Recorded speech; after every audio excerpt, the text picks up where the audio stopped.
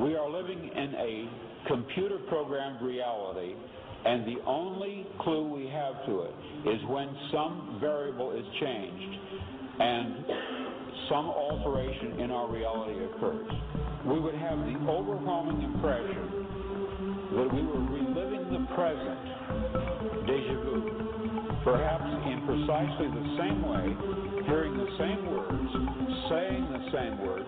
I submit that these impressions are valid and significant, and I will even say this: such an impression is a clue that at some past time point, a variable was changed, reprogrammed as it were, and that because of this, an alternative world branched off.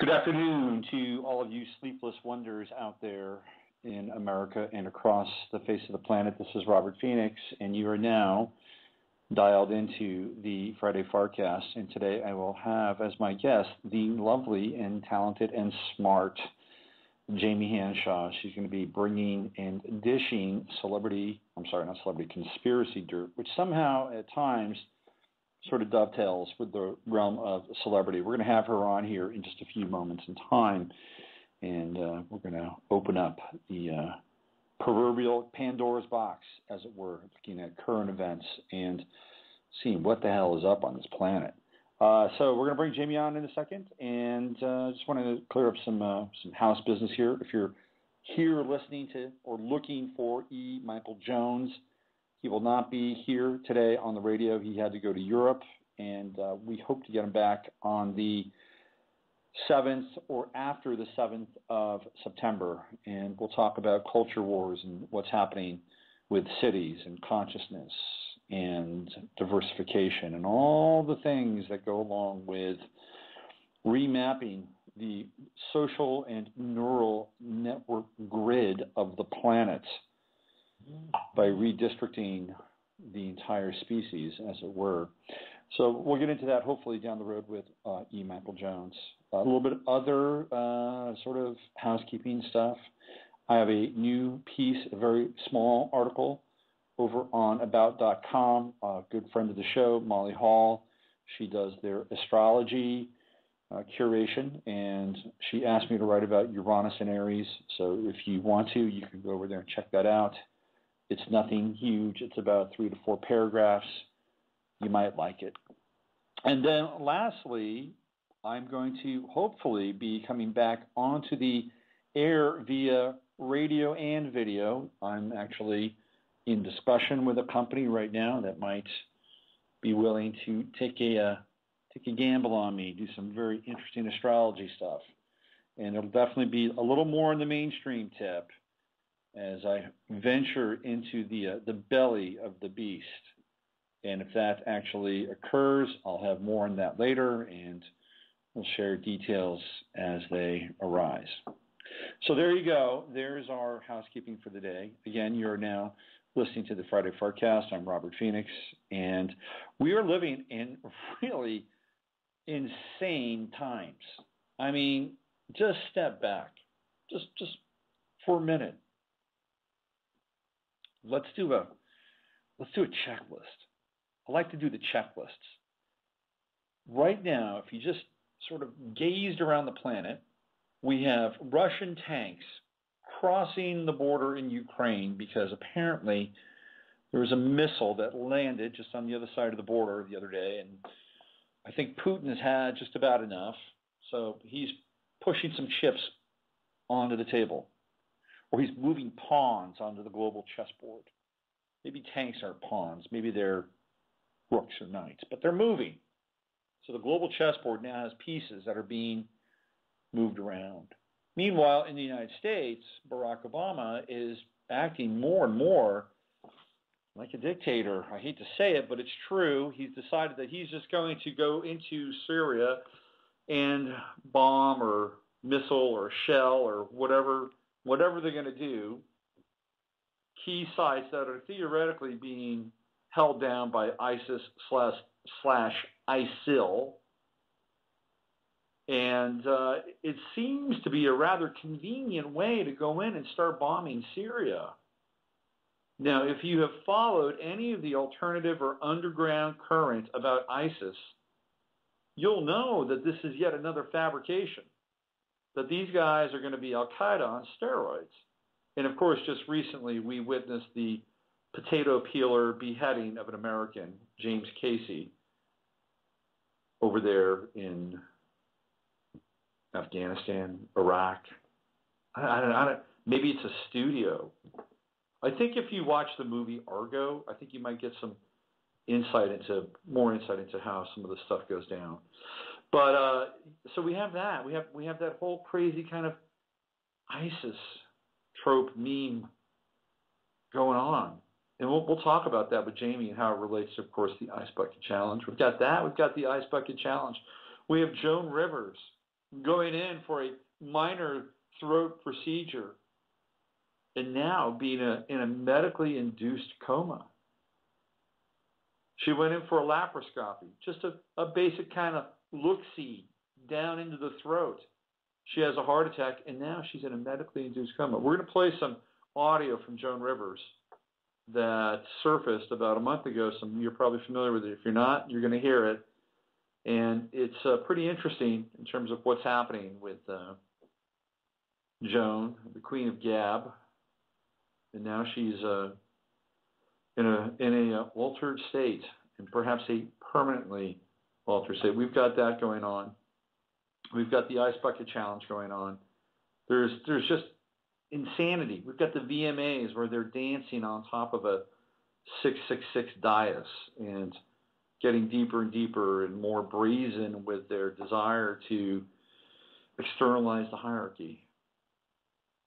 So we've got all this going on. It's all happening simultaneously. And, oh, yeah, Brad and Angelina finally decided to tie the knot. What's that about? Why now, in the midst of all of this other global chaos? And meanwhile, the death and destruction in Palestine, Gaza continues on a daily basis, pushed backwards and backwards into the nether regions of the nightly news in the New York Times. So, with that said, and the stage set, let's bring on Jamie Hanshaw. She's a writer. She's a researcher. She is the partner of our good friend Freeman. And I thought with everything that's happening out there, just in terms of these interconnected dots, she'd be one of the best people to jump in and help us out and enlighten us. So here she is, Ms. Jamie Hanshaw. Hi, Jamie. Hi, Rob. Hi. What's happening? Am I coming? Lots There's is happening. a lot going on. Absolutely. Yeah. So we're going to turn you up a little bit here, see if I can get the volume on the show, or if you could enunciate so we can get a nice, good level. Why don't we talk a little bit about you and your background and why you were drawn to this crazy world of alternative research, and I like to call it alternative research because conspiracy theory is, we want to move away from that, although it has its own kind of unique and rustic charm. How did you get turned on to this world? When did that happen? And how do you? And this is a question I'd like to ask a lot of people. How do you keep from just going nuts, or dropping off into the paranoid abyss with all this? Okay. Yeah, I started, I guess, I really didn't have a awakening beginning point, because my parents were very heavily into everything that was going on in the 90s. You know, my mom would go down to the Bible bookstore and rent VHS tapes on FEMA camps and black helicopters and Clinton scandals and the drug wars in Arkansas and things like that. So I was introduced very early on into the world of, like you said, alternative history. And I like to think of ourselves as critical thinkers, not just, you know, crazy conspiracy nuts, but people who actually, you know, don't believe the official story and are willing to do a little research of their own. And when you start to do that, it's not very hard to fall down this hole and figure out that there's more and more information, more than you could ever even absorb in a lifetime. But yeah, so they raised me like that, I guess you could say. That's interesting. So you're like a 1.0 alternative research kid born into that family. That, you know, I have a son, and you know, it's interesting because, you know, his mom and I are split up, divorced, and one of the reasons why is because she couldn't hang with my world. I mean, that was, you know, one of the main reasons. And so, you know, he has this whole kind of straight world with her, and then with me, he's got this whole other kind of reality. And I don't push it on him a little bit, but there's some kind of osmosis that's taking place. And the other day he said to me, he said, you know, back to school night is on 9/11. Don't you think that's a little weird? Yeah, and I see this all the time, and definitely, you know, within my extended family, the Hanshaws were the kooks. You know, they were the weird ones, the ones that didn't conform to the straight fundamental Christian principles. Even though I was raised Christian, it was kind of on the fantastical side. You know, my mom would do exorcisms for people in the church, and I noticed that, like you said, there's like one person from every family that kind of becomes awake to this information, and the other people just kind of tolerate it, or they're not really into it. And as we traveled around when we went on our tour in 2012, it seemed like a lot of people that invited us, their spouse was just not into it at all. And I feel really sorry for these people, and I don't really know what to tell them other than you have to take it case by case. You know, not everybody can get a divorce just because they're awake and the other person isn't, but it is a really difficult and lonely path to travel. So that's why we set up our website, The Friendship Agenda, so you could go and try and meet people who are local to you and maybe just go out to lunch, because, you know, I get these messages on Facebook like, do you know one person in my town that I could just talk about this stuff with? And we're hoping to get them together, because it's hard to recognize people in your tribe. You know, us critical thinkers, we don't have a uniform, we don't have a color, we don't have a flag. So you just kind of have to open up to everybody you can and see what happens. Well, you know, I'm going to drop the C word here only because I think it's appropriate, but I think a conspiracy dating service could be a really big thing. I do too. Yeah. We could call it like mismatch or something like that. I don't know. Yeah, maybe we should get a singles group in the Friendship Agenda. I think that might take off, you know, and you could just, you know, it's funny. There's this little, you know, how they stick the images up on Facebook with the little, it's like a little Post-it thing with the text, right? There was one I saw, it was about speed dating, and this guy sits down with this woman, and he says, Tesla or Einstein? And she asks, who's Einstein? He's like, next. Oh, no, who's Tesla? And he's like, next. Yeah. Right? So I think that there's some, I get that too, you know, and with my astrological work, people reach out to me, you know, as clients or sometimes just sending me an email, and they're like, there's nobody I can talk to about this. And you know, thank God for the internet, because it's allowed us to, you know, form this informal network of people, which is great. But at the same time, there's nothing like being able to be in the same space with somebody physically where you can share these ideas or talk openly and honestly and freely without judgment and begin to grow something out of that. Definitely. And I had a, you know, long-term relationship that I had to leave behind when I met Freeman and when I started to really heavily get into it, because he just wasn't hearing any of it. He thought that, God and the church would take care of everything in life, and all we had to do was show up once a week. And I was on fire, I was full of piss and vinegar about what was happening back in maybe 2000 to 2005. And not a lot of people around me, even church people, would not hear anything I had to say. When I grew up, it was kind of like, have you ever seen The Simpsons? Yes. Yeah, Lisa Simpson is the voice of reason amidst all the, boneheads in her life, and she's always the educated and sensitive one, and she's always just kind of pushed aside. And so I really identify with that. If you want to know what I was like as a child, just watch that show. Well, that's funny because The Simpsons seem to be in on the big holographic conspiracy as well. I mean, how much predictive programming has gone through on The Simpsons end? A ton. We've been going through the seasons because I think there's about 25 seasons now, and so we just watch one, before we go to bed at night, and you just see so much. Like, I could talk about The Simpsons every day about what happened. Yeah, well, that Harry Shearer goes to Bohemian Grove. What was that? Harry Shearer of The Simpsons, he's a Bohemian Grover. Oh, interesting. He's also a member of Spinal Tap, right? They make allusion to it in the cartoon, too, that Mr. Burns is also Bohemian Grover. And there was an episode, Homer the Great, where Homer joins the secret society of the Stonecutters. And he gets all the perks in life and the fast track to success. Yeah, so maybe Harry Shearer is their insider. What about Matt Groening? He went to college up at Evergreen in Washington, Olympia. Have you done any research on him? No. That'd be interesting because he's the guy that, of course, created The Simpsons. One of the more interesting sort of predictive programming pieces is that one episode where the still comes out of it and Bart's holding something that says 9/11 on it. And so how is that framed? Can you remember that? Yeah, I do. It was one where they were going on vacation to New York City, and he holds up the pamphlet, and it's like $9, and it has the Twin Towers on it.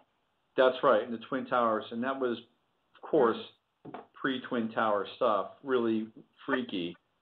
What's even more freaky is Family Guy. Look at all the predictions that has made. There was the whole Boston bombing prediction in Family Guy, and also right before Robin Williams died, the show aired where Peter, everything he touched turned into Robin Williams, and he was trying to kill himself.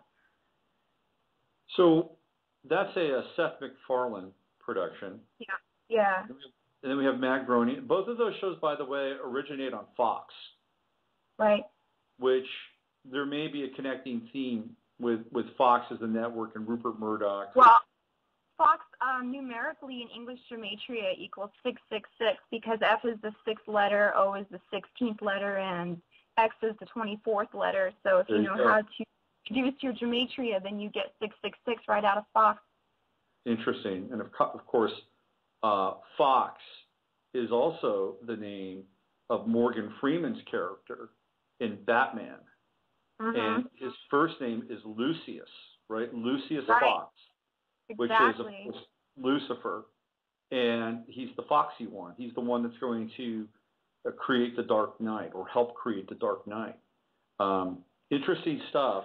What other shows have you guys tuned in on where you can see some of the what about South Park? Got any South Park dirt? I do love South Park. I love Trey and Matt, and I like their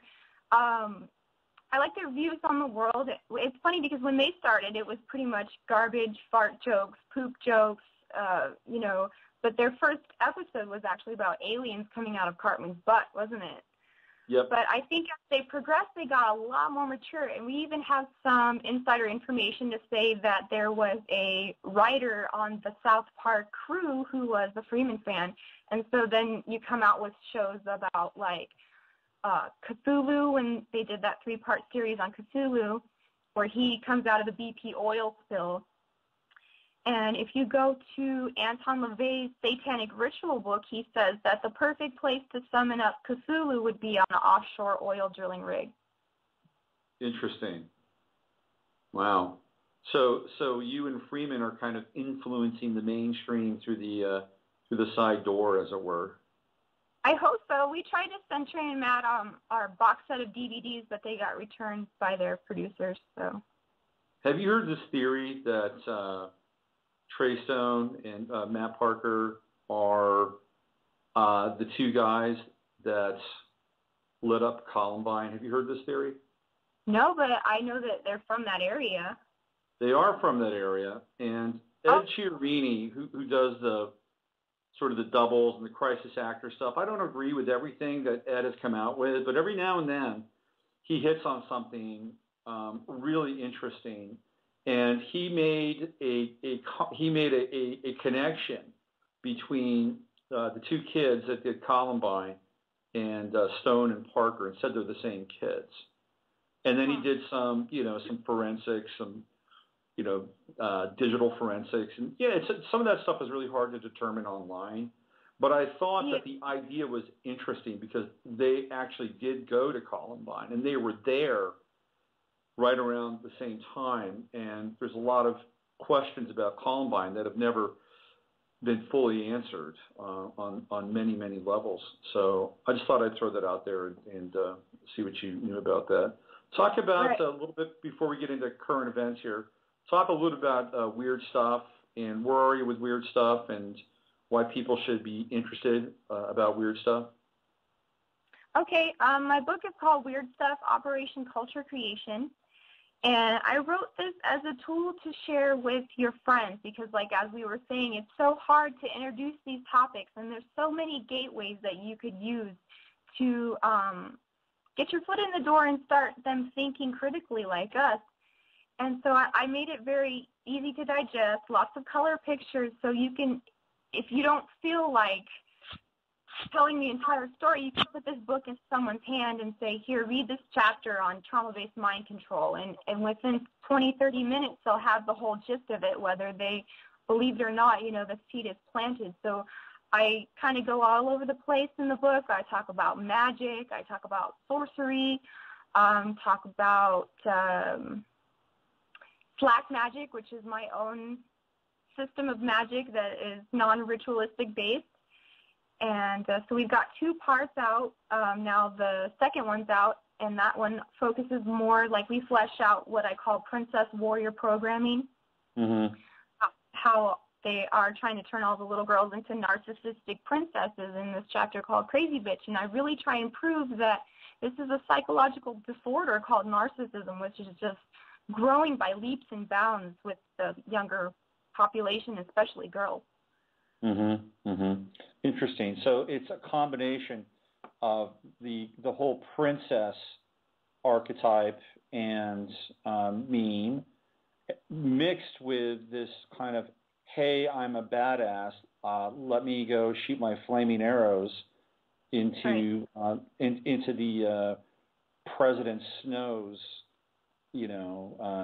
booth at the Hunger Games. So we keep getting this interesting kind of, I don't know, it's not a cognitive dissonance, but it definitely is this sort of psychic rift between these two modalities that are being placed in young women. And the end result of this, besides narcissism, is kind of the creation of kind of a young hell on wheels, fuck you kind of woman. I mean, isn't that where they're sort of molding our girls? Right. Feminism is on the rise. And we can talk a little bit more about that when we get into the VMAs, how they're saying that Beyonce is the new voice of feminism. Well, why don't we just jump right into that? Because the VMAs last year were kind of mind-blowing on a number of levels, because they were at the Barclay Center in Brooklyn, and the Barclay Center in Brooklyn is it's an occult structure. If you look at it, they basically made it out of the Eye of Horus. If you get above it, that's what it is. And just like all occult, by the way, I didn't know this until recently, but all baseball stadiums in Major League Baseball face east. So, and the Barclays Center also faces east as well. And then we have Miley, and we have the teddy bears, and all kinds of crazy allusions to Russia and pedophilia, and so that was loaded. Now this year, the VMAs, they go to LA, and it's the first big award ceremony at the Inglewood Forum, which is at 33 degrees. It's on the 33rd degree parallel, which is noteworthy, number one. And then, of course, the Forum is a structure that is made to look like a Roman sort of Colosseum, but contained and indoors. It's the Roman Forum. So that's the setting. Let's get into the VMAs. Okay. Well, I wanted to make a note that this is important stuff, and it's not just entertainment. This is culture creation. This is predictive programming. These are all the styles, music, behavior that you're going to start to see come out in the younger people as soon as they watch it. And this kind of all goes back to the beginning, back to mystery schools, where it's interesting because the initiate of a mystery school would actually be the star of a drama play put on just for them.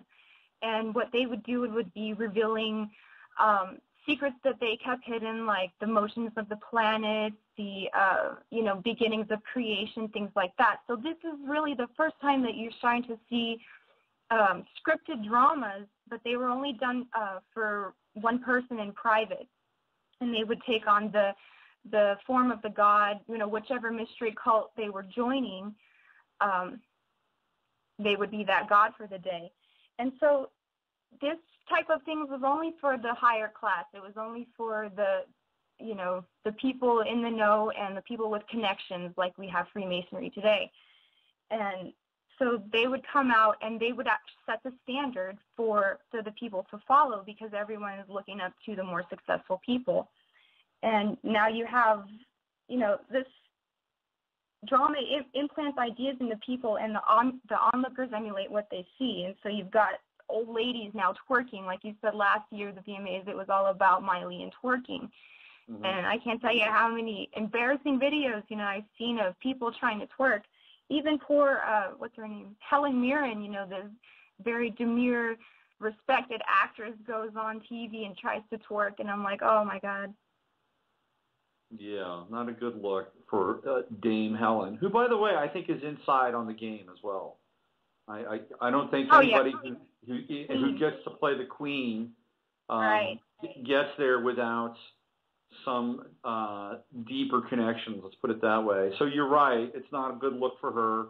Twerking becomes the absolute rage across the country and the world, and because of social media, social media is like an accelerant. It's like they've just kind of painted everything with turpentine, let it dry, and then they lit the match. That's what social media is. This stuff is like a forest fire now. Definitely. And so this year, I noticed the biggest fashion trend to come out was girls no pants. So you got Christina Aguilera coming out on Jay Leno. She's got no pants. You got Lady Gaga shows up with no pants all the time. Almost every performer on the VMAs this year, all the poor girls had no pants. And so I call this 2014 VMAs the year of the booty, and we can talk a lot about that because it was just booties everywhere, right? I didn't want to watch this. We don't have TV, so I didn't watch it live, and I would have if to get the commercials, but I did it for you, Robert. I watched the entire thing last night on MTV.com. Okay. Did you say a prayer before you did it? Yeah, I think I got pineal cancer from watching the whole thing, but... Yeah. So when you say they weren't wearing any pants, were they just wearing, like, panties? No, they're wearing, like, bodysuits. Okay, so the first video... Right, that pops up when you go to watch the full show is Beyonce. Even though her performance was saved to last, it actually pops up first, so I took some notes on her first. And I don't want to get in trouble because if you Google Saturday Night Live, The Bagency, there's a really funny skit about how there's a whole team of men in black who will come and kidnap you if you say anything bad about Beyonce, because she's obviously the queen of pop right now. Move over, Madonna. it's all about Beyonce now. Yeah, it is about Beyonce, and she read some kind of feminist manifesto at the VMAs, right? Yeah, definitely. So the beginning of her performance, she comes out, and the first thing I noticed is beautiful costume, right? No pants. Her backup dancers are all kind of like ghost white in white face. I don't know what that was supposed to symbolize, but the lyrics just like got me, because one of the songs was, she said, "Tear that cherry out." So, you know, carry that cherry out, meaning lose your virginity. Tear the cherry out. Right. Tear the cherry out, meaning lose your virginity. That's what she's saying. Yeah. And the entire medley was pretty much, you know, all about her and Jay-Z's sex life, you know, songs like Drunken Love, and I'm just thinking, this is not the mental imagery I want to see, is her and Jay-Z having sex on the kitchen floor. But anyway, she comes out with these backup dancers who have, like, sparkly glitter paint all over them, and they're doing, like, straight-up stripper moves. Like, you can't even argue that every move they make is overtly sexual would be an understatement. Yeah. Yeah, they, the culture shapers, are hell-bent on turning our young girls into sluts. I'm sorry, I'm just going to call it as it is. It's true, and one of her lyrics actually just says, "Let me sit that ass on you." I'm like, pure poetry, right? Yeah. And then they get up on actual stripper poles, though. If you didn't have any qualms about calling her a stripper before, and here I am sitting here thinking, this poor girl, you know, she's got talent, she's obviously beautiful, she can sing, the costumes are cool, but I feel bad that she's put through this ringer of essentially just being a hyper slut. And then she stands up and says, "This is feminism," and she uses a quote from a famous feminist, Chimamanda Adichie, amid lyrics about bowing down bitches. So it's, like you said, it's this cognitive dissonance where, is this supposed to be empowering, or is this supposed to be subjugation? Yeah. It's, well, I think it's probably both. I mean, she's basically saying, bow down to me, I am your queen, and at the same time, you can have your own power, right? You can be your own goddess. Right. But for this now, is how you get but for now, come through me, right? The queen, Queen Bey. You know, I have a friend who hung out with her cousin at Burning Man, and he told me that she is actually not even African American, that she's actually Sicilian, and that Jeffrey Knowles isn't even really her father. This is what she told him. Now, I don't know whether it's true or not, but I do know that Jay-Z and Beyonce do vacation often in Sicily. Okay. So, well, what I know about that is that her parents' honeymoon was in Egypt, and she has a lot of ties to Egypt. You know, she went over there and got a private tour from Zahi Hawass, who called her a stupid person, said she didn't understand a thing. But there's a lot of Egyptian elements that definitely Jay-Z and Kanye West use, and Rihanna and Beyonce, they're kind of like a foursome, you know, but there's a lot of Egyptian things thrown in there. And if you ever subscribe to Freeman's work, you would see that we maybe think that Beyonce is in this club with Obama being a clone, maybe, and or at least their resonators, Beyonce would be resonating Nefertiti, because Nefertiti was married to Akhenaten, and she was kind of the, you know, princess, pop star, queen du jour of her day. Yeah, that makes sense. She's also a Virgo, and there, you know, astrologically, that would align her with the opposite of Pisces, which is the sign of Jesus, theoretically the age of Pisces, right, which would make her the Virgin Mary. So, and with the Virgin Mary, we have the connection to Isis, right? So we have this kind of fertility goddess, and Horus as the son of Isis, Jesus the son of Mary. Why don't we transition into the Ice Bucket Challenge? Unless you have more with the VMAs. Do you have more with the VMAs? But let's stay with it. Let's stay with the VMAs for a while, and then we'll circle back to the Ice Bucket Challenge. I just remembered a while ago Beyonce was having in her fashion iconography the robot from Metropolis. Now, if you watch this movie, it's a very predictive programming about the elite and the lowly. So the elite people live above, and the lowly workers live underground and run the cities. And there is this robot that this sorcerer makes to become this robotic whore of Babylon to cause chaos in the city. And she was taking her costumes and movements straight from this movie Metropolis. And lots of other people used this movie too. Madonna's used it, Queen's used it, Lady Gaga's used it. But yeah, so there you've got some Whore of Babylon resonance right there. And then she, the media praised Beyonce to high heaven for being the voice of feminism, more like the booty of feminism. But her last song in the medley was You Love Me Like XO. And if you look at all the Satanists and all the people of the OTO, we have this Kenneth Grant trilogy, and he says in there that the mark of the beast is an O and an X. And this is a symbol of Typhon from the abyss. Mm-hmm. Interesting. So that's her sign off in the medley at the VMAs. Exactly. Yeah. And then you got Jay-Z and her baby coming up there to give her the Michael Jackson Vanguard Award, and he calls her the greatest living entertainer. And if you Google Beyonce fake pregnancy, I'm not even convinced that this baby is their baby, because a lot of the early videos and photos they show of the little baby, it just looks like a rubber baby. Yeah. I don't think it's their baby. Did they even have a baby? Who knows? Right. And this whole thing with the baby bump, when she would sit down and it would collapse, or she was fat one day, skinny the next, and more pregnant the next day. So it was really bizarre, to say the least. She never look. By the way, I do think Kim Kardashian was pregnant. Yeah. Yeah. But I don't think Beyonce never. There's an aura with a pregnant woman too. She never had that aura. Mhm.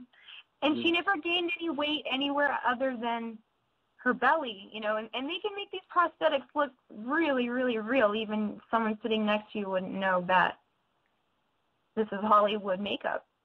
Right. Right. But there would be weight gain on the ankles, the wrists, the neck.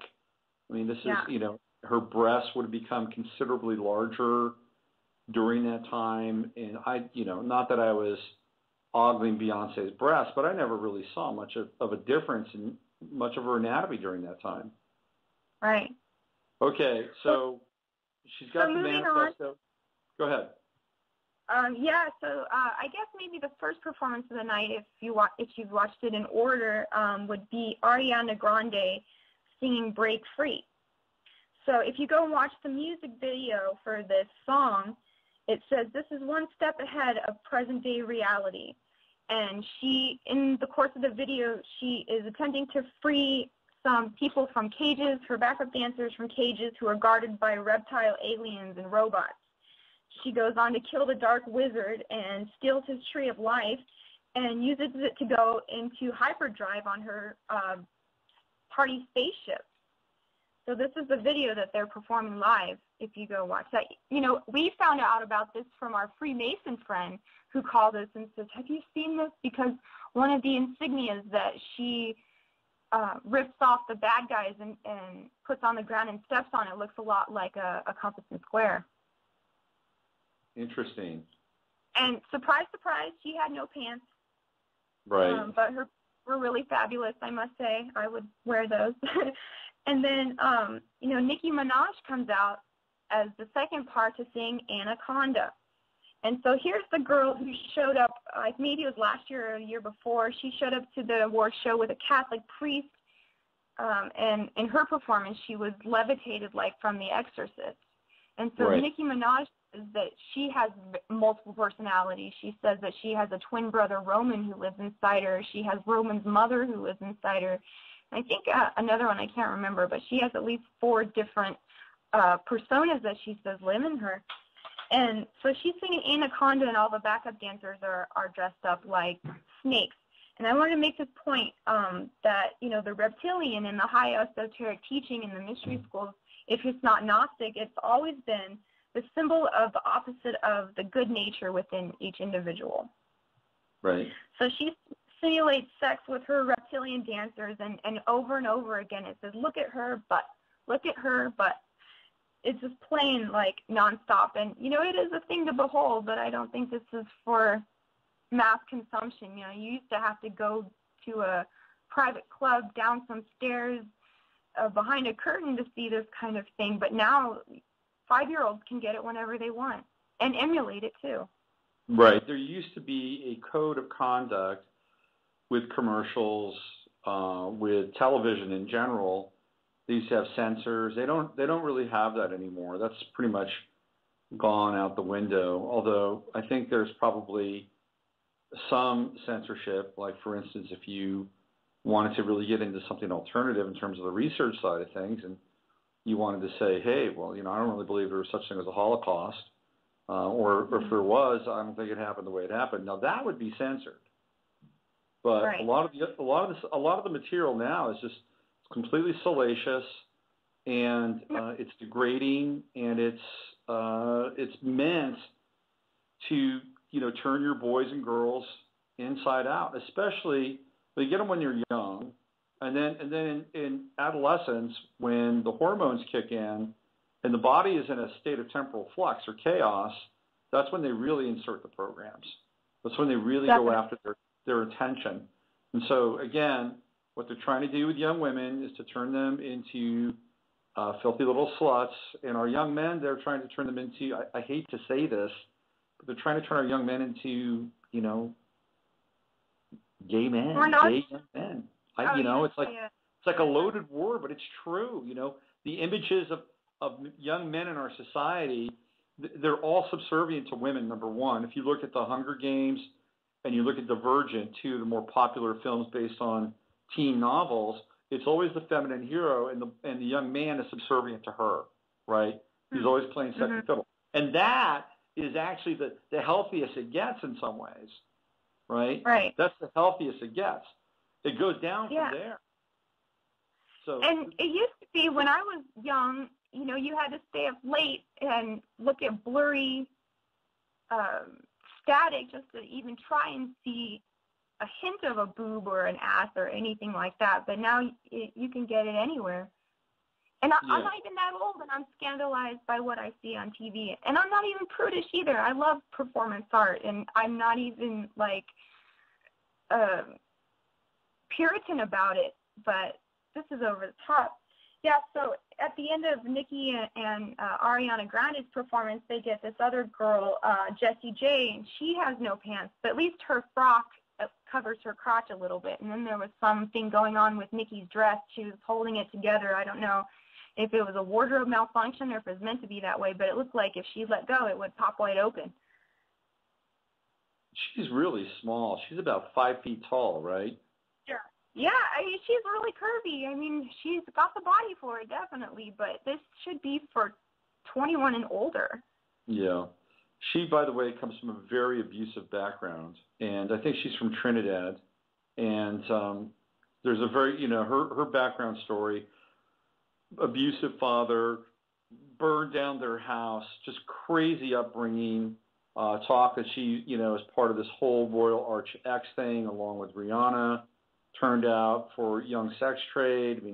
These are the murmurs in the alternative research world about Nicki Minaj and Rihanna. And so it's not that these young women have had really solid upbringings. They have not. Most of them have been traumatized, and they have their triggers, and we can talk about that, and their programming. So in many ways, they're almost like the robots and the automatons that they're now embracing as part of popular culture. Mm-hmm. If you read Kathy O'Brien, she says that, it was definitely a protocol of the Monarch program to seek out children who were abused and who came from abusive pedophilic families because they were easier to program, and this went, dovetailed right into the monarch programming. And so they are always on the hunt, and that's how they get the parents to comply, because, they know if the father's going to abuse his daughter anyways, then they might as well offer him some money and bring him up in the world.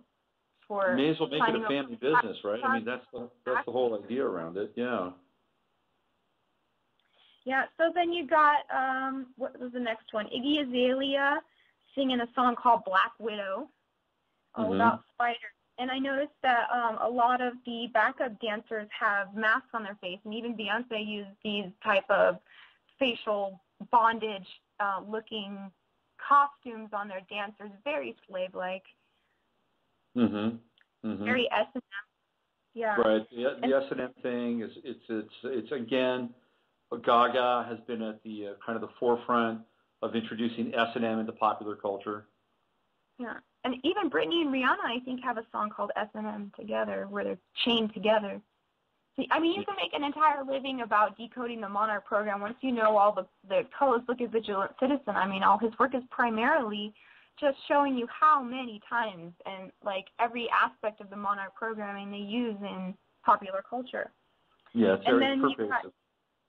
This comedian, Jay Farrow, comes out, and he's making a joke about Nicki Minaj making it clap for her guidance counselor. And then he makes a joke about Ariana Grande looking underage and inspiring old men to pedophilia.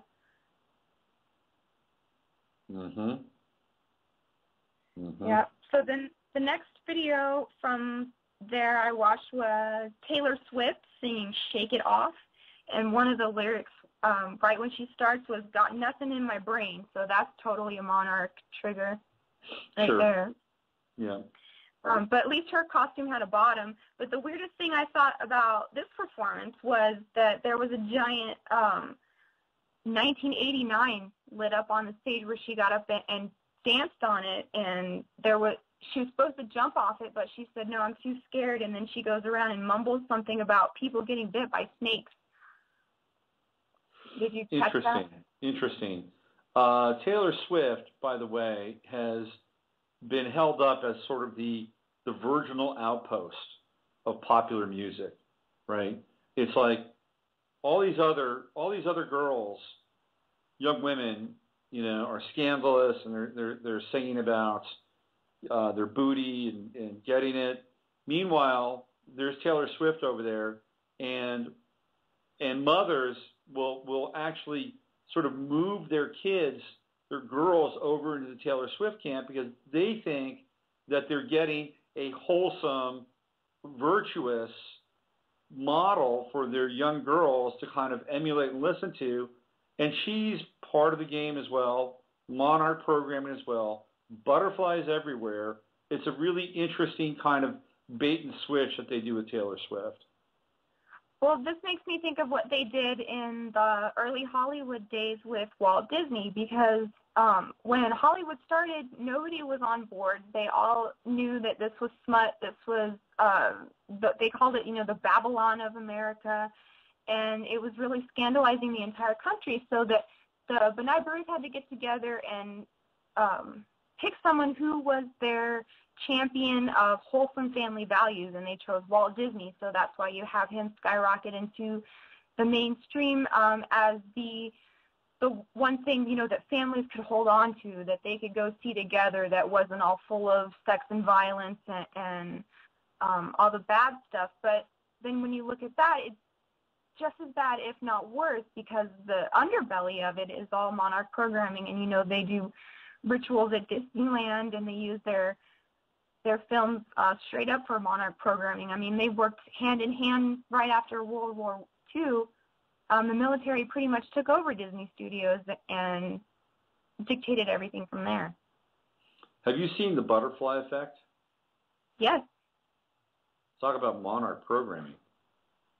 Yeah, we use that as an example a lot because it's a step-by-step handbook almost on how to create a mind control slave. A dissociative blueprint right there hidden in plain sight with the Butterfly Effect starring Ashton Kutcher, who I think is a Freemason, isn't he? Oh, right. And Crowley's book, The Moonchild, was known as the Butterfly Effect. And this really all goes back to Aleister Crowley and his religion of Thelema brought to the public by the OTO. And he says that in the Aeon of Horus, that all children need to be exposed to every sexual act possible so that they wouldn't be what he would say superstitious. But he was really trying to indoctrinate the children into the sex culture in the Aeon of Horus.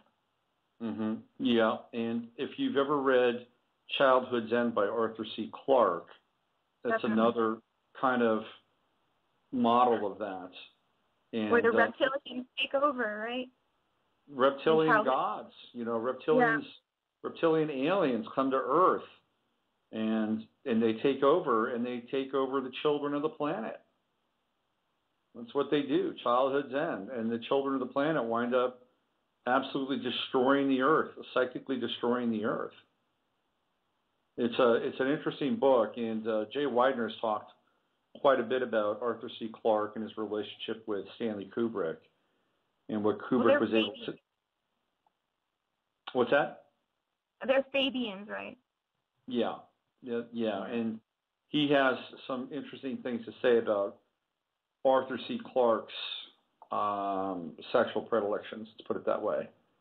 And I believe that Stanley Kubrick was talking about it and getting into it in AI with the whole sort of pedophilia theme throughout AI, and also to some extent even with The Shining, with that strange scene in The Shining with the guy in the bear suit, the teddy bear suit. Didn't AI in that movie, he have a little robotic teddy bear watcher? That's right. Okay. So, I have it on authority of ex-Illuminati monarch trauma-based mind control victims that they use teddy bears extensively in the early programming. They would take two teddy bears and they would sacrifice a kitten, and they would sacrifice a teddy bear with the child's name on it, and then give him a new teddy bear that had not been harmed with the name on it that they chose for him to keep. And they said that, this teddy bear is supposed to watch you. And I read this really good book by Kurt Barker called Angelic Defenders and Demonic Abusers, where he was given one of these teddy bears, and it actually, to him, it came to life and said, "I am the demon god Faunus, and I'm going to eat you up." And he had a giant erection. And so if you go back to Aleister Crowley and Kenneth Grant, you realize that the hidden god of Thelema and the OTO is actually Pan, the god of fertility, sexuality, surprise rape, all these things. And so this makes me think of Narnia, where she goes through the closet, she meets this Pan character, and he knocks her out and takes her to his house. Mm-hmm. Yeah, well, here we are. We're in the thick of it. The hierarchy is being externalized. Luciferian occult magic is the new religion of the planet. What do we do, Jamie? I don't know. Well, check it out. Getting back to the teddy bears, it's like the Internet's mascot of pedophilia called Pedo Bear. And this came out of 4chan. If you Google pedo bear, you'll just see this like innocent little bear, but they stick them on things to show you that you're being creepy about a kid, or that, they put it as if they are the pedophile pedo bear. So you cannot separate these teddy bears. And Miley Cyrus, like you said last year, had these giant teddy bears with one droopy eye, kind of looking like he's disassociated. People say he looks stoned, but we know better, right? Right. And so in kind of a twist this year, she was looking pretty ladylike compared to the other girls, and she actually she won Best Video, and instead of going up to accept it herself, she had her homeless friend get up there and accept it and read a little quip about awareness of teen homelessness in Los Angeles. Yes, giving us the other side of the sort of the duality there. When, you're doing your good works and your dirty deeds, and somehow balancing it all out. Yeah, when her concert, she comes out riding a giant penis. And I don't know how these parents are reacting, you know, like if you took your daughter to a porno movie, you'd get arrested. You take her to a Miley concert, nothing, you know, and it's completely sexual. Even, who was it, like, actually, like, masturbating on stage? Was it Miley? Yeah. Yeah. Probably. In her live concert called Bangers. Yeah, Bangers. Yeah. She was quite sick recently. She spent a lot of time in the hospital. Mhm. And she actually, while she was in the hospital, she made a video with the Flaming Lips. I can't remember what it was called, but I love the Flaming Lips, and I'm like, what are you guys doing? But it's all about how an evil, what did they call it? The blonde sex nympho steals Miley's brain, and so throughout the whole thing, Miley's trying to get her brain back. So it's maybe her Britney moment. She wasn't really sick, and she was actually having a deconstructive kind of interface with reality. Well, getting back to South Park, there was this episode featuring Britney where she blew her head off with a shotgun, and her handler still made her get out there and perform. Oh my God! And then at the very end of the show, it turned out to be like they were sacrificing her like the Wicker Man, and they said, "Who's next?"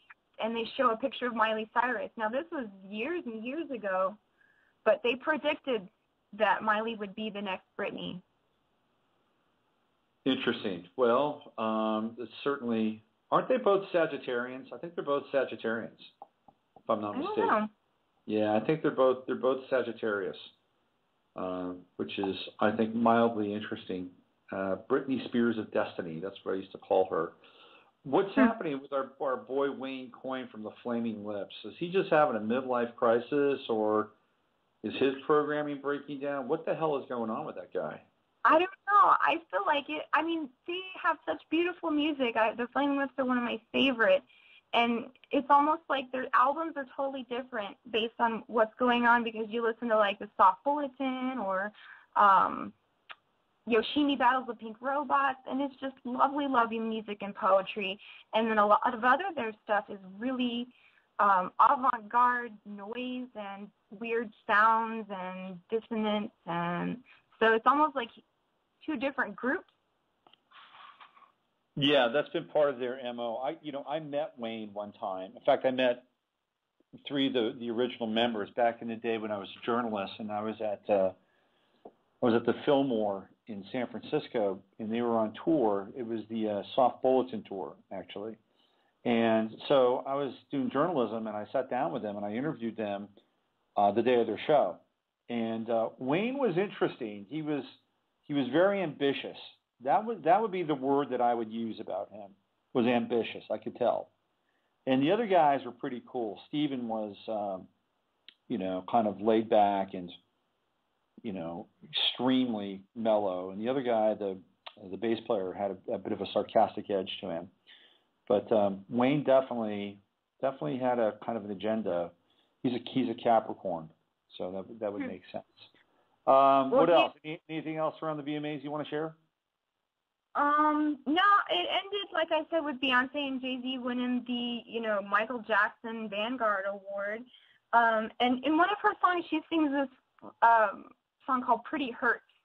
And it's almost kind of like, puke.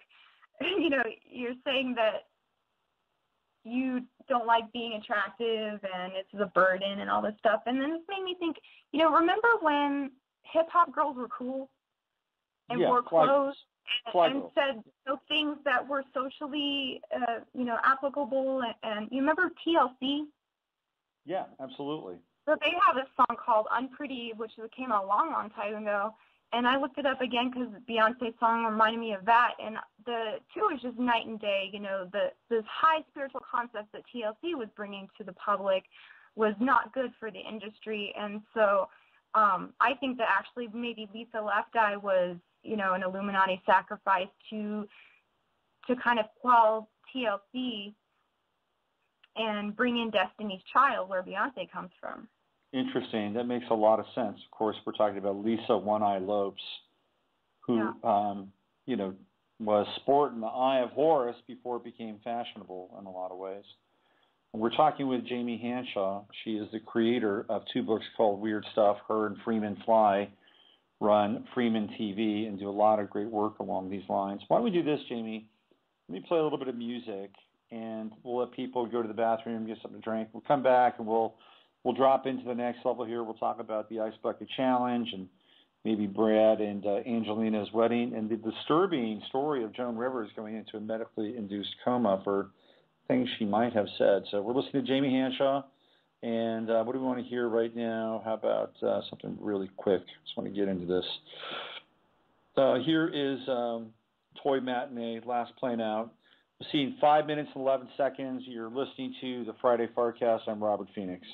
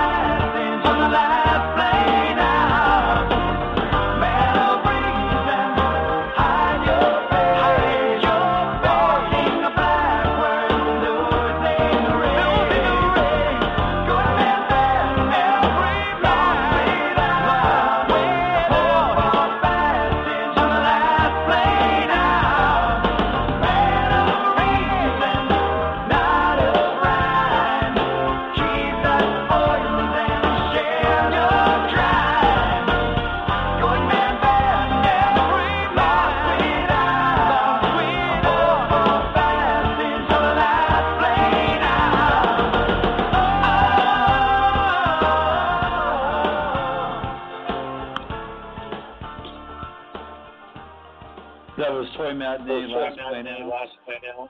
Oh, okay, we're getting some feedback. So we got.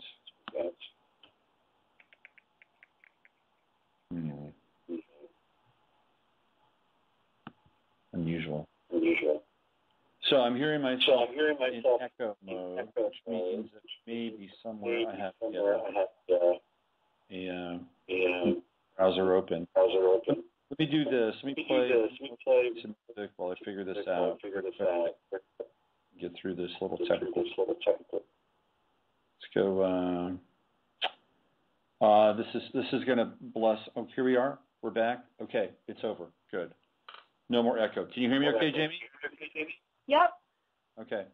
Let me turn this down a little bit. Maybe that's the deal. All right, try this. Okay. That song was actually pretty. Are you hearing me as an echo by any chance? No. All right, so it's just me. That song was pretty interesting because the name of that band is Toy Matinee.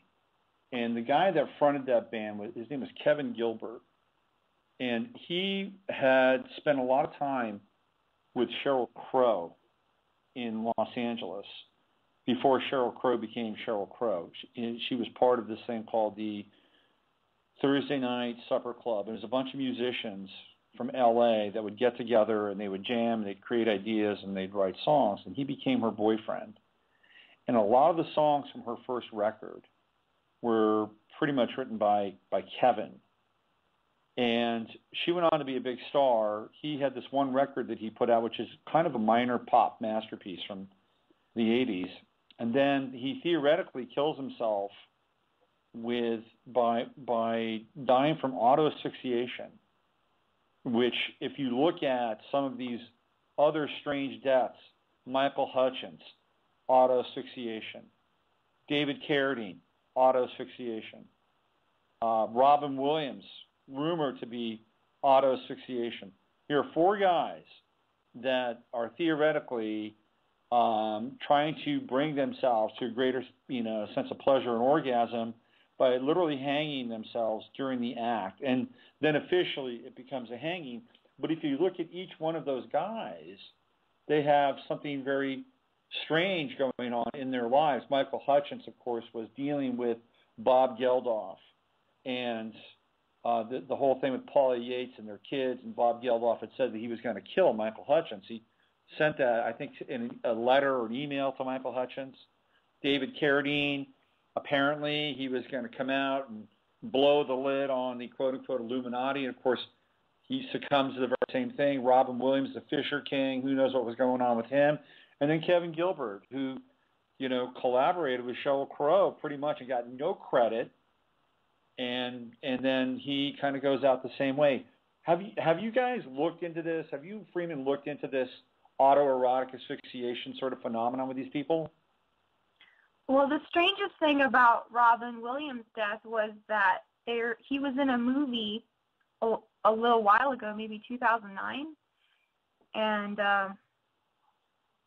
it was written by Bobcat Goldthwait, and in the movie he has a son who does this very thing by accident. He's has the belt around his neck, he's masturbating, and Robin Williams is the dad who finds him and has to take him down and actually write a suicide note for him and put him up in a way that would be more dignified. And the movie just goes on from there, but it's like he walks in on the exact same scene in the way that he died in real life. And you can see the picture, the screenshots on FreemanTV.com from this movie. Can't make this stuff up, folks. It's No. crazy. Absolutely crazy. Insane. Do you want to shift gears and go to the Ice Bucket Challenge? You want to talk about that? Okay. Okay, so the Ice Bucket Challenge, just to, if you don't know about it, you're living in a cabin somewhere and you're completely off the grid. It's everywhere. Everybody's doing it. George Bush just did it, and he called Bill Clinton out. There seems to be quite a bit of an occult undertone with the Ice Bucket Challenge. Of course, there's the correlation ice us and ice is. So there's that whole theme going on, and a baptism into freezing water and we've got also the difference between ice water and ice itself, which may or may not have something to do with degrees of Freemasonry. What have you and Freeman or you have been able to kind of uncover with the Ice Bucket Challenge? Well, I think you kind of hit on all the weird esoteric synchronicities right there. The thing is, this just baffles me, and it shows me how easy it is for, like I said, these people to create the culture through celebrity worship. And so if you've got high-profile people doing this, everyone's going to emulate. It's so monkey-see, monkey-do. And I'm really just confused about how this is supposed to be helping the cause whatsoever. And it's this kind of like pressure valve release for people who want to do something to help when they see suffering in the world, but they have no idea what to do. And so they can get their protest sign out and yell and rail to no avail, or they can dump ice on their head, or do whatever, but I really don't think this is going to help anybody with the disease. And they're not looking for cures. And the more money they collect, that's just going to go into, what it goes into, not good stuff. And maybe you can tell me, like, are they supposed to donate after they dump ice on their head, or? Well, so the deal is you either donate or you do the Ice Bucket Challenge. That's kind of what it is. That's what it's about. And so it's just passing the buck to someone else? Pass the bucket. But what's interesting is that the company that is behind this, the company that is leading the research on ALS, they are called ISIS Pharmaceuticals. Oh, really? Yep. ISIS they're based out of, I believe, Carlsbad, California, just outside of San Diego, and they had a major day on the New York Stock Exchange the other day. Gee, I wonder why. And didn't the person who started this whole thing drown in England? Yeah, his name's Corey Griffin. Of course, Griffin being the hybrid of the eagle, right, and the lion. That's what the griffin is. And he passed away just about a week ago. It was in Massachusetts. He jumped off of a building into the water there and never surfaced again. 27 years old, part of the 27 club. Yeah. So we've got that. Now I'm confused because is it just a way of taking the responsibility, your personal responsibility of the whole situation? So if you dump ice on your head, and I watched Bill Gates do this, right? And he doesn't even have a friend to dump ice on his head. He had to build a contraption with a blowtorch and rig up a little pulley system where he could dump his own ice on his head because he didn't have a soul in the world to help him. And I also watched a girl break her neck doing this, where the bucket slipped and the whole full bucket fell on her head instead of just the water. Lovely. Yeah, there's a bunch of ISIS bloopers out there, and some of them are quite funny, and some of them are quite painful to look at, because these things have kind of gone sideways on people. Apparently, there's an initiation here between the 32nd and the 33rd degree of Freemasonry, and that the ice itself is the highest level of the initiation, versus the water, which is not. And George Bush, of course, he did the water, the ice water, not the ice. And Obama has instructed people in the White House to not do the Ice Bucket Challenge. Yeah, and in California, they're having a big old drought, and I think that they've pretty much begged everybody to stop doing this because they're wasting millions of gallons of water a day. Yeah. Interesting. Well, the other thing too with this ISIS, the company that is actually getting the money from this, their parent company is called Regulus. Regulus. Of course, Regulus is in astrology the fixed star that has been in the sign of Leo for eons, for ages. So it's been associated with royalty, and it's just now gone into Virgo. So it's at 0 degrees Virgo, which is the sign of the healer, right, because Virgo is the healing aspect or the healing sort of archetype of the zodiac, but it's also, I believe, the sign of Isis, because again, we get into the Virgin Mary, right? Mm-hmm. And the Virgin Mary is opposite, theoretically, Jesus, the Virgin, right? I mean, so you have Pisces, the age of Pisces, and then you have Virgo. So it's a 0 degrees Virgo, which is the most potent degree of Virgo, and one could make a pretty solid argument that Virgo is associated with Isis, although it could also be connected to Taurus and fertility, but let's keep it present in the context of what we're talking about. So we have Regulus going into Virgo, and we also have Isis Pharmaceuticals. And if you go to Regulus's website, it's a very strange website. I mean, these companies, they deal in switching genes off, epigenetics. That's what they're about. If you go to their website, it is kind of a kind of new agey sort of website for a pharmaceutical company, and the way you get into it is there's a little sort of place to click on. It says enter the portal here. Now, what pharmaceutical company basically tells you to enter the portal here? It's very strange, and they have an image of the asterisk or the sextile splattered all over their homepage. And asterisk is also a symbol for a star as well. So this whole thing, I mean, we're taking this whole thing is exploding on so many different levels now. That made me think of the tarot card, the High Priestess. When you enter the portal, the two pillars behind it is Isis, right? Interesting. Then to take this back to the Middle East, they're not dumping ice on their head; they're dumping sand on their head. Mm-hmm. They're dumping sand on their head in the Middle East. Yeah. And so it's just like, how fast can this stuff spread? It's amazing to me. Yeah. That the whole world can be swept up in this. And so this made me think of Robin Williams. There's this great book by Michael Hoffman about the king kill and how they sacrifice different people, like the king or whatever, as a like a harbinger of a new age or a new beginning. And so they sacrificed JFK, and then,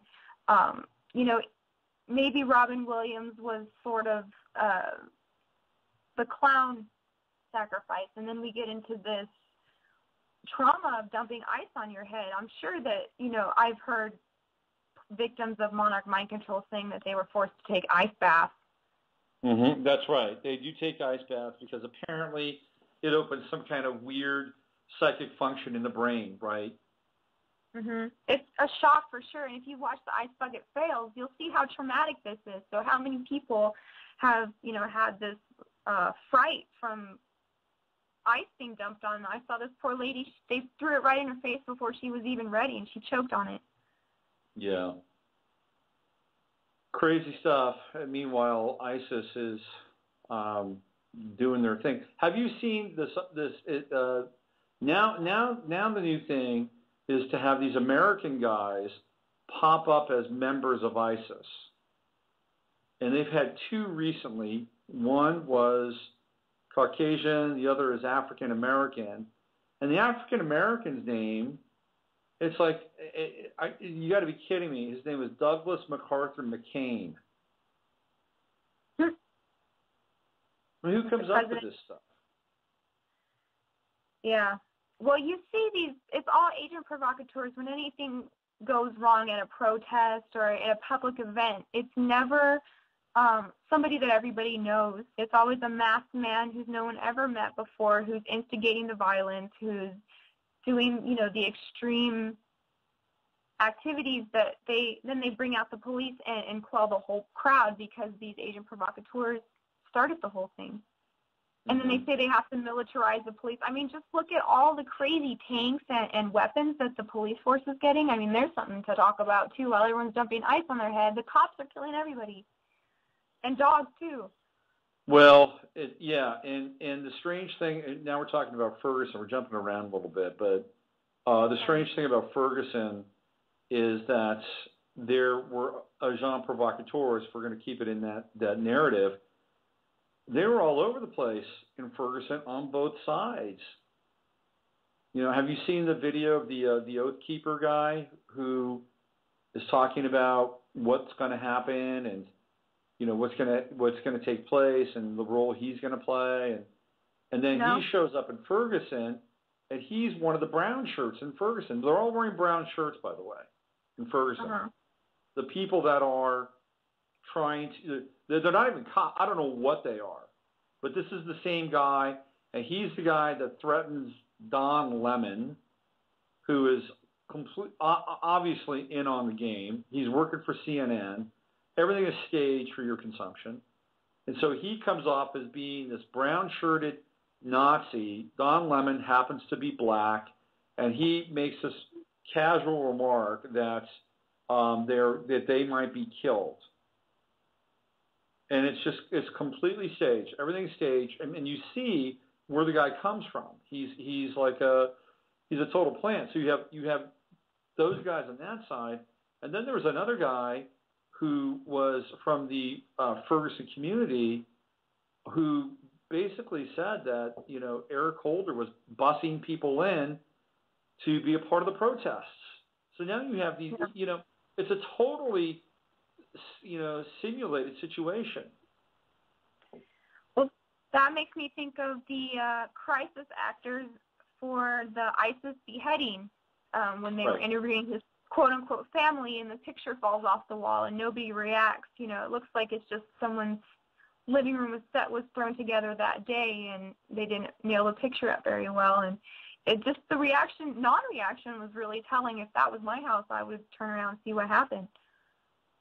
Yeah, ladies and gentlemen, we are living in the Truman Show. I mean, this is really what we're kind of inhabiting on one level. There's that, because they're moving reality around like it's a stage set, and then the other level is just this kind of holographic domain that we're living in, that is a compendium of our thoughts and our feelings, and the program, or the game overseer director, and then there's levels above that. And this is the world that we're living in right now, and it's fascinating on one level, but on another level, it's also frightening, because some of the stuff that you talk about, Jamie, is about how the occult is actually used to ground a certain version of reality over and over again. You want to talk about that? Sure, and a good movie to watch if you want to figure out what's going on at CNN and the White House is called Wag the Dog, where I think it was the president was involved in some scandal, and he had to hire Hollywood producers to create a fake war to get the people to look away from what was actually happening, and everyone's attention diverted to, you know, false reality. Right, exactly. Yep, so that's another one. Wag the Dog is really great. But we're talking about how these events like the VMAs, or even to some extent Ferguson, happening in the heartland of the United States, with the Arch of St. Louis, which is, you know, half of the Ring of Saturn embedded in the topography. These events are being used to ground a particular version of reality over and over again, and some people slough it off and say, well, this is just a metaphor or an allegory or whatever they want to frame it as, but there is actually some magical operation going on here. Do you want to talk about that? Yeah, and this really goes back to the very beginning of history, because what they're doing now is trying to create a monarch world, a slave world where there's no bars, but we all police ourselves in our own mind, and they build the chains and structures in our mind. And, you know, there's a story about, an ancient story about the first king who got together with the first astrologers, and they could predict, not a king, a chief really, because it was tribal back then, but they could predict the movements of the stars, and they knew when eclipses would come, and so they would tell the people, you know, I know more than you, and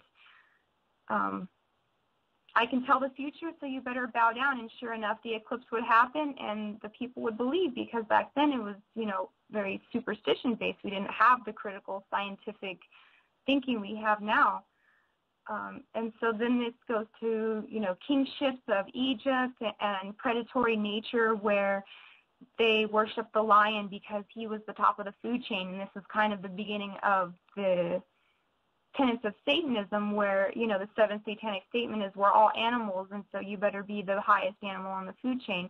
And so then you have the Sphinx's lion head being replaced by a pharaoh when they figured out how to kill lions and hunt lions, and they replaced the face of the Sphinx with a human face, and the humans became the top of the food chain. And there's reports that they actually practiced cannibalism. The elite did on the poor, because it's just another sign that they are dominant on the planet. Right, because humans are on top of the food chain. So right. This is the world that we're cohabitating with. We're not necessarily living in it. We're cohabitating with it, and we have a choice as to how we, at the very least, can move about and navigate. If we become aware of these symbols, we become aware of these things to the point where we can call them out or we can air them out, they tend to have a lot less power over us, even though on some level we might be participating in the externalization of the hierarchy by understanding the whole damn thing. I'd rather at least be conscious and aware of it if we can while we're going through it. Is that what you and Freeman talk about when you guys are kicking this stuff around? Well, yeah, we try to tell everybody, and, this really is an information war. The more that we can provide people with the codes and keys to decipher what's happening on their own, the more chance we have of winning. Because this depopulation is coming, this Agenda 21, and you mentioned Brad and Angelina's wedding as one of the topics you might want to talk about. And, Angelina is the poster child for the United Nations, which is all about the elite corporatocracy over the masses, and even to the point of reducing the population, like the Georgia Guidestones. So there's nowhere safe to go. There's nowhere that we could run. They run everything. All we can do is try and educate people, and that's our only hope, really, of fighting back, because there's nowhere safe once these Agenda 21 things are put into place. And they they've got the pedal to the metal on Agenda 21, and they actually are manipulating the environment in order to facilitate Agenda 21, particularly in California. Keep your eye on California. They're talking about relocating people out of the state because of the drought crisis. It's a big deal, but if they wanted to, they could solve that just as easily as they've created it. Believe me, they could, but they're choosing not to. It's also really interesting about this earthquake that happened in California just as Mars and Saturn were conjunct. People were talking about in Napa how they saw flashes of light in the air. And if you go on YouTube, you can find videos of the various earthquakes since right around 2009, 2010, where strange things were happening in the sky prior to the earthquake in like Sichuan or Chile. And then they have these massive earthquakes. And some people are saying that the same thing was happening in California. And if you look at where it hit Napa Valley, right? And what is Napa Valley known for? It's known for wine. And, what is wine? Wine is the sacrament. And so you have all these pictures. I mean, they've lost $1 billion worth of wine in Napa. And so all these casks, just bleeding white wine and red wine. Red wine makes a better picture, by the way, so that's what you see. You see the stains and such. And that's very much related to the sacrament. So, again, it's like this strange kind of morph with reality and ritual and just kind of mind-blowing. Now, are they connected? Did somebody say, hey, let's turn on HARP, let's start an earthquake in Napa, and let's spill a lot of wine because it's the sacrament, it's the Holy Ghost? I don't know. I'm not sure if that was really the goal. Perhaps HARP was used and initiated. Perhaps it was Mars conjunct Saturn in all of this. But certainly it happened. and it happened, and it was a fairly unusual event, actually. I wouldn't put him past them, and obviously they have the technology, but I would be curious to know if any of the Rothschild vineyards, if they were around at that time, or how much damage they took on. That's true. I was wondering the same thing, because they have Opus One, which is their Rolls Royce of wine. So it's a very expensive wine. And that's out of, I believe that's out of Sonoma, if I'm not mistaken. Have you ever drank Opus One? No, I don't think I could afford that. I actually drank it one night. I was at a bar in Point Richmond, and this guy came in. It's one of these this is a really crazy story. I've got a lot of crazy stories in my life. So this guy comes into this hotel. It's called the Hotel Mac, and it's this great refurbished hotel in Point Richmond. And Gloria, who's in the chat room, has actually been to the Hotel Mac. And so there I am. It's late on a Friday night, and this guy comes in, and on Fridays at the Hotel Mac, they have half off on all their wine, bottles of wine. This guy comes in on a motorcycle, and it feels to me like he's having this bucket list kind of moment. And he starts ordering bottles of Opus One, like one after the other. I think he cracked open about 4 of them.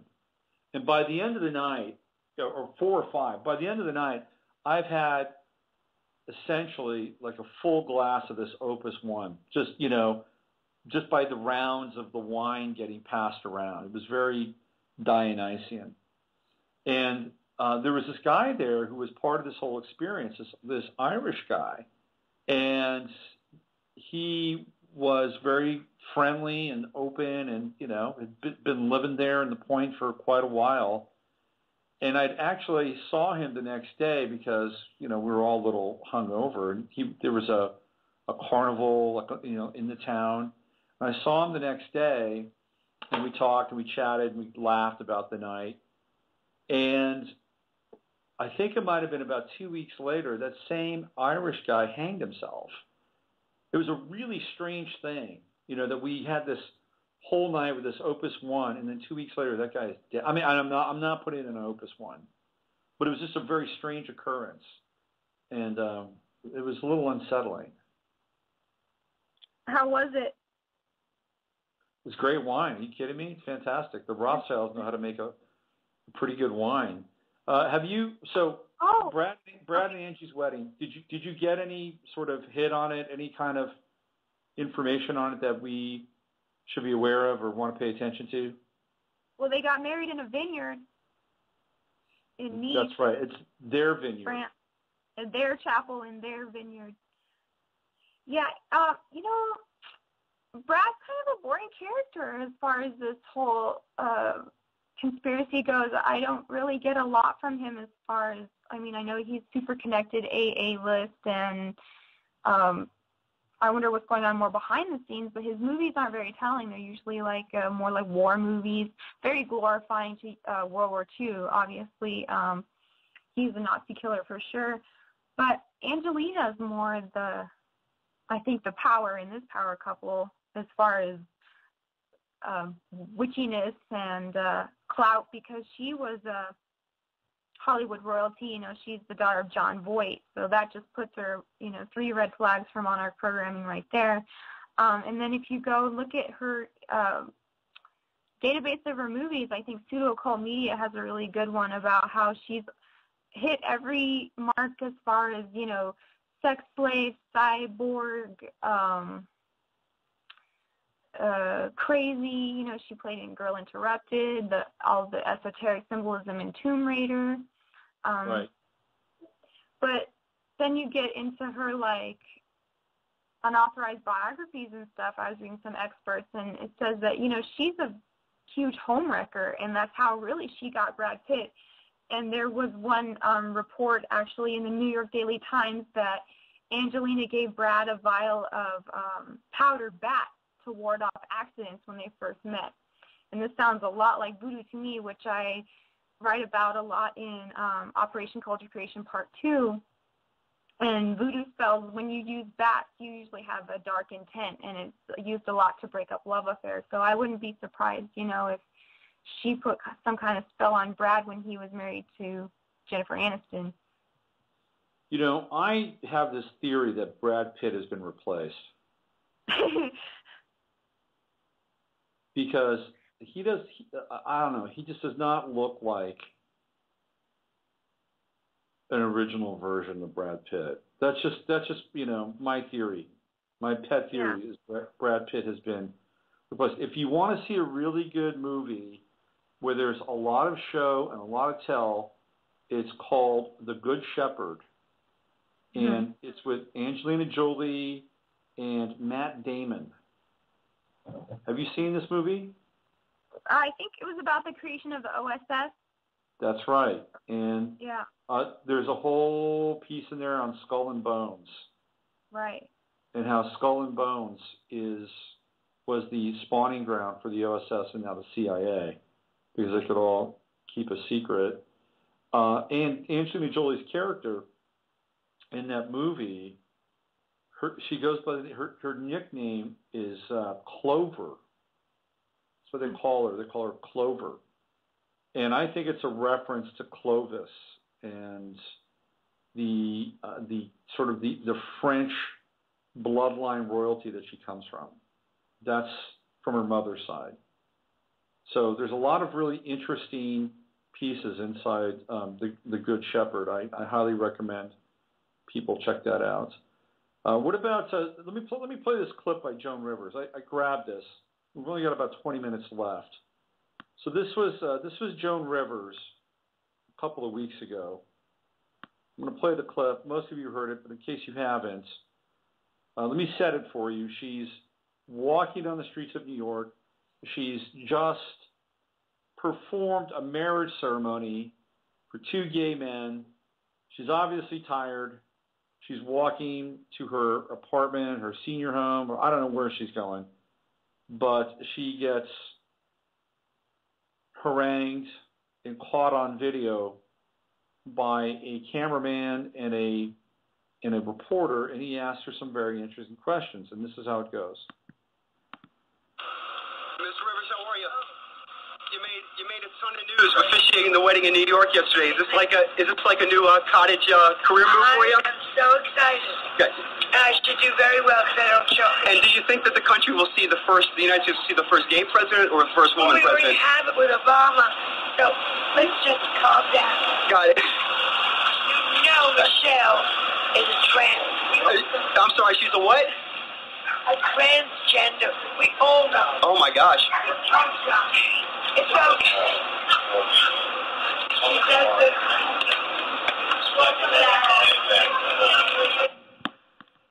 So just in case you could not clearly hear that, she basically said that Obama is the first gay president, and then Michelle is a tranny. Now, a lot of people thought she was joking. And if you watch that video, she doesn't really look like she's joking. There's no twinkle in her eye or anything like that. She's tired. She's throwing it out there, and she's like, it's no big deal. Everybody knows it. Boom, she's off. Now, she just had a laparoscopy. She had a heart attack, and then she was placed in a medically induced coma. Now, apparently, she's okay, but she's in critical condition.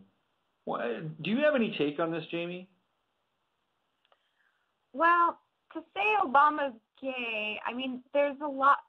I guess there's been reports coming out, that he's had gay lovers. But you have to understand that within satanic ritual abuse and mind control, they make them however they want to. So it's just to say he's a secret gay or whatever. It's not that. They are like pansexual. They've done every type of sexual thing you could ever do. It's part of the protocol. Sorry, I'm being fed information right now. It's part of the protocol to make them whatever they want them to be, and even down to servicing other people. So you have to look at it from that level. It's not that he's gay or straight. They're being used for every type of sexual act you can think of. Yeah. So that's ultimately they want to make everything available to people, children, animals, robots, anything goes in the brave new world of the externalization of the hierarchy. And if you think that it's strange, weird, or otherwise, you are hateful and ignorant, and you need to get with the program. Lighten up. It's all just love. That's all it is. In all of its strange perversities, it's just love. And everybody needs their rights to be able to practice whatever it is that they want to do. Right? Isn't that where all this is headed? Well, yes, and I think the push for pedophilia, you have these organizations like NAMBLA and people coming out saying it's okay to love children and to have sex with them. It doesn't hurt them. I saw this new lady come out report, saying sex with children doesn't hurt them in any way. You can't prove that. But it's going to be an outcry from the children, not the adults, is what's going to turn it around. They're going to try and make the children say, I'm a sexual being, I'm 12 years old, I have my period, I should be able to have as many partners as I want, and you can't take it away from me, like born this way, and we want our freedom. That's right. It's coming, and it'll come out of the mouths of the elitist children, no doubt, who will be programmed to do this, and they'll be the mouthpieces for it. That's generally how it goes. And it's as parents in this country, I'm a parent. It's a 24/7 gig. I mean, you have to be vigilant. Talk about being a vigilant citizen. Be a parent. It's on all the time. And the one thing about being a child, and I don't know how this impacted you when you were young and growing up and being raised in a fairly Christian household, is you can't keep everything away from your kid, and you can't because then it becomes this object of desire at some point that they just have to go check out, right? Well, look at Aleister Crowley. I mean, almost every high-level dark person has been traumatized by Christianity and by, strict laws and forbidden things. And so they just swing all the way to the other side of the pendulum and start worshiping the devil because they think that represents freedom. And so you've got your Katy Perry, who was raised in a strict Christian home and who went on to say, I sold my soul to the devil, and look how much fun I'm having now. You've got, Jessica Simpson, those types who sat away because it is traumatizing and it is so like prison. And I can say that for a fact. A lot of churches I've been to, I wouldn't have anything to do with them if I didn't know that there was more than that. Yeah. Yeah, the one thing that's really interesting about Christianity is a lot of Christians are really on top of the conspiracy stuff. I mean, especially as it relates to biblical prophecy. They're a point on, and then you have some Reformed Christians who have come out of sort of the dark worlds, like John Todd. Have you and Freeman gotten into John Todd at all? He did some things about backmasking and witchcraft in the music.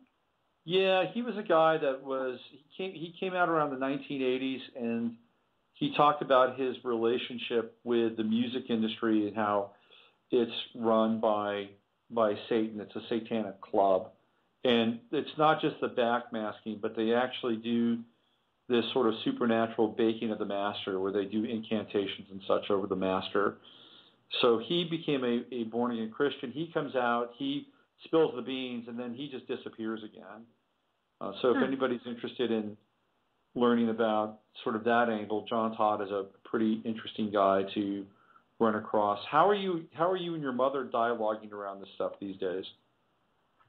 My mom's great as long as you don't criticize Jesus. But she's open to every other idea we have for the most part. Yeah. Interesting. She's pretty proud. She's proud. Well, she should be. You're doing some great stuff. I mean, these two books that you've put out they're fantastic. You did the first one with a Kickstarter. What about number 2? How did you guys do that? Was that another Kickstarter, or did you just go right into it? No, well, I actually started to write this big, long, epic tome, and Freeman said, that's way too long. You have to put it in 3 parts as a serial. So I had written the beginning, middle, and end, but I just had to kind of like finalize it and get everything perfect. And so part 2 came along a lot faster because I had already done so much work on it already. So part 2 is available, right, over at FreemanTV, is that correct?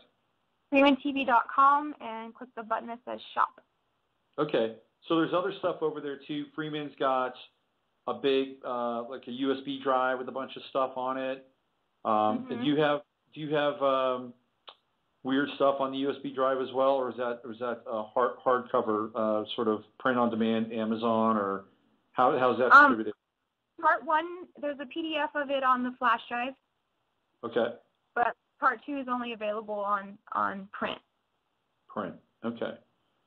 And they just have a ton of stuff. Yeah. Go ahead. Part 3 is coming out hopefully by March or April of next year. And this one we get into a lot of transhumanism. So it's kind of like the end of the story into the future, Part 1 was like, are you a person or a product, going back in time into the days of Edward Bernays and culture creation through Sigmund Freud and advertising. And then part 2 is kind of like where we are now with the whole monarch programming. There's a chapter in there called Program for War, for the guys, for all the soldiers who have post-traumatic stress disorder.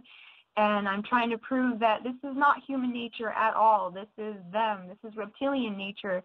And people would rather do anything than kill each other. The reports coming back of all the wars say that the guys will do anything but fire the killing shot. They'd rather run supplies, load ammo, dig trenches, anything but have that weapon and kill their fellow human being. And so I'm trying to prove in this part that they can never overcome our loving nature fully, because when they come back, they're so traumatized from what they've had to do and what they've witnessed, they can't even integrate in society, and the government just treats them like human garbage, basically, through the VA, and not having job programs or housing or counseling, or they become the cops. So that's pretty much the only job that you can have if you're coming back from this type of trauma is, more regiment, more trauma, more militarization, because you don't know anything else. And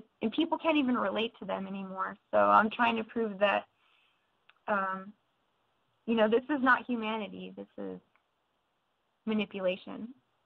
It is manipulation, and based on the fact that humans really don't want to kill one another unless they're completely traumatized. We have the specter of killer robots now that are beginning to emerge, because if humans don't want to do the dirty deed, then they've got to find somebody or something else to accomplish that. And the whole transhumanist, the rise of the robot, is going to be a very strange and potentially very dangerous chapter in our existence. It almost seems inevitable that we're going to have to go through this thing. But yeah, it's a crazy drama play of history for sure, and I think the whole universe is tuning into Earth every week to see how it turns out.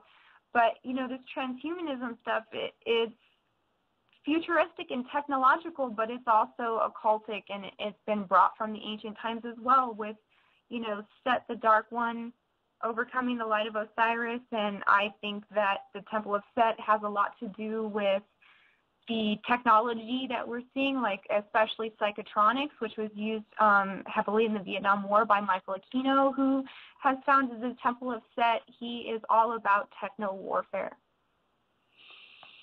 Yeah, I agree with that, and even with the Eye of Horus, it's an artificial eye, right? Isn't that like an aspect of robotics? It gets the eye pecked out, and there's a new eye in there. So yeah. And then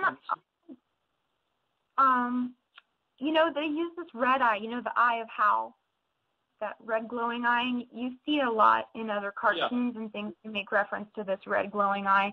So I would take this as the eye of Set, actually, not the eye of Horus. Okay, It's the robust, red, glowing eye. And so when these dark wizards try to set up their culture creation all over the world, they set up what they call aeons. And so right now we're supposed to be in the aeon of Horus, which is warfare and childish behavior and selfishness, sexuality, vengeance. You know, you've got your Dark Knight programming, stuff like that. Right. But in the near future, I mean, Aquino said that he set up the aeon of Set. So this is what's coming down the pike in the future. And Set is the god of pedophilia and darkness and you know, against everything that's good, because, you know, actually he there was one story about how he raped Horus. Right. Yes. Interesting. Tales of love and lust of antiquity, the gods of antiquity. Well, this has been great, Jamie. Thank you for coming on at such a short notice.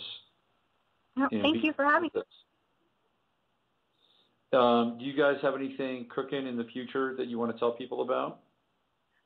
Yeah, the Free Zone is back every Saturday night at 8 Eastern, so tune in, come in the chat room. We're having lots of great guests. We got Katie Galante, we got Tracy Twyman, we got Marty Leeds coming up, so David McGowan is next week. We also have a new member section on our website, so go there if you like our show. Subscribe, and if you want to hear all the shows we've done, that's in the member section for subscribers. Okay. There you go. Jamie Hanshaw, she is the author of Weird Stuff, Operation Cult Creation, Parts 1 and 2, 3 on the way, and you can catch her and Freeman over at FreemanTV. Thanks again, Jamie. Thank you, Robert. All right, take good care. Bye. Bye-bye. All right, 2 hours down the rabbit hole. There we go. And Jamie was raised in a Christian family where they openly discussed this stuff and dissected it. So she's been on the case from birth. She was born into it. Born free, or wanting to be free. Anyway, this is Robert Phoenix. You have been listening to the Friday FARcast, and I'll be back on Monday with 11th House Radio. We'll get into some astrology. We'll poke around in the sky, see what's happening up there, out there, in there. And it'll be, obviously, an interesting weekend. It always is. We live in interesting times. No matter what you think, no matter how weird it gets, no matter how hard it feels, you're here. You're here for it. So strap on your safety belt and do your best to ride, what is it, Mr. Toad? Mr. Toad's Wild Ride. You're on it. And shows like this and others can help you kind of get through it a little bit, I guess. If not with some information, at least some dark entertainment every now and then. All right, so you know the drill. Use your head to discern what's real, your heart to sip on what's possible. This is Robert Phoenix. And again, you've been listening to the Friday FARcast. Have a fantastic weekend. I'll be back on Monday. Here's Philip K. Dick. We'll see you then. We are living in a computer-programmed reality, and the only clue we have to it is when some variable is changed and some alteration in our reality occurs. We would have the overwhelming impression that we were reliving the present, déjà vu, perhaps in precisely the same way, hearing the same words, saying the same words. I submit that these impressions are valid and significant, and I will even say this: such an impression is a clue that at some past time point a variable was changed, reprogrammed as it were, and that because of this an alternative world branched off.